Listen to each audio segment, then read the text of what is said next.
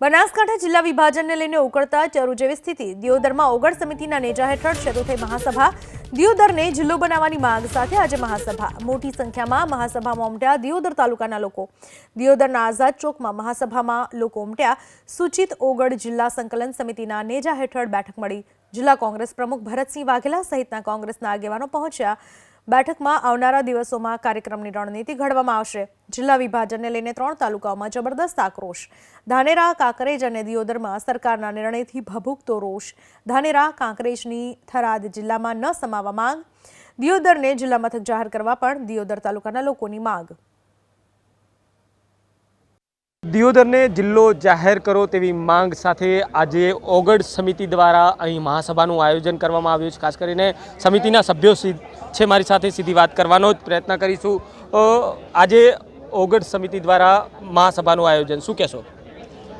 આપણે બનાસકાંઠા જિલ્લાના વિભાજનની વાત ત્યારથી ચાલુ થઈ 4-5 વર્ષ પહેલાંથી ત્યારથી ઓગળ જિલ્લો બનશે અને દિયોદર તેનું મુખ્ય કેન્દ્ર હશે અને એનો નકશો પણ તૈયાર હતો અને એ વાત ચાલતી જ હતી। એનું કારણ એ છે કે જે આ બાજુના 7 તાલુકા છે એના કેન્દ્રમાં દિયોદર તાલુકો આવે છે અને જિલ્લાનું મુખ્ય મથક તો એવું જ હોવું જોઈએ કે જે તમામ તાલુકાઓની પબ્લિકને આવવા જવામાં નજીક પડે ને સરળતા રહે, એટલે દિયોદર જ થવાનું હતું।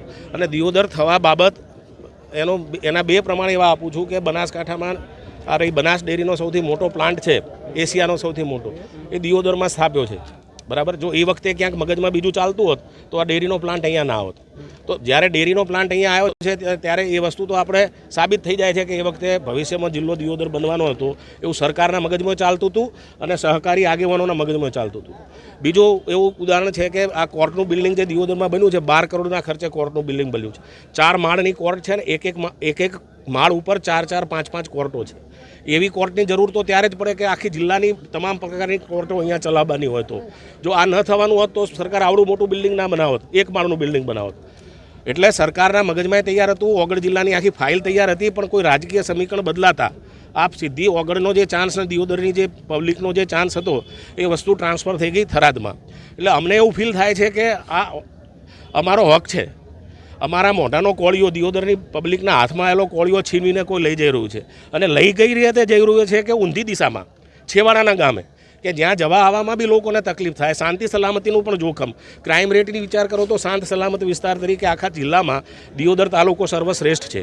બીજા તાલુકાઓમાં પણ જે લોકો નોકરી કરતા હોય છે ને એ પોતાનું રહેવાનું પસંદ દિયોદર તાલુકામાં કરે છે, દિયોદરમાં પોતાનું ઘર બનાવે છે।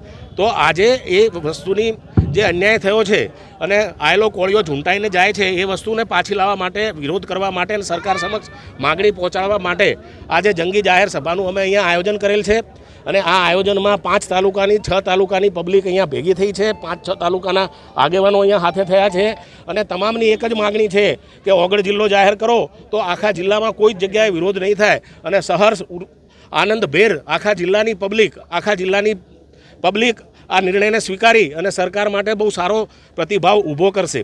જો આ માગણી અમારી નહીં સ્વીકારવામાં આવે તો હજી આનાથી અમે વધારે આગળ શાંતિપૂર્ણ વિરોધ પ્રદર્શનો કરીશું, એમાં ઉપવાસ આંદોલનો બી કરીશું, રસ્તા રોકો આંદોલન પણ કરવું પડશે તો કરીશું અને સરકાર સાથે ટેબલ ઉપર બેસીને મેરિટ ઉપર ચર્ચા કરવા માટે પણ અમે લોકો તૈયાર છીએ।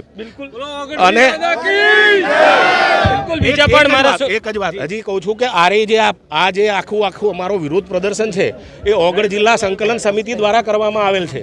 આમાં બધા રાજકીય પક્ષોના લોકોનો સાથ સહકાર છે અમને, અને જે અમને સાથ સહકાર આપે છે એ લોકોને અમે મોસ્ટ વેલકમ તરીકે સ્વીકારીએ છીએ।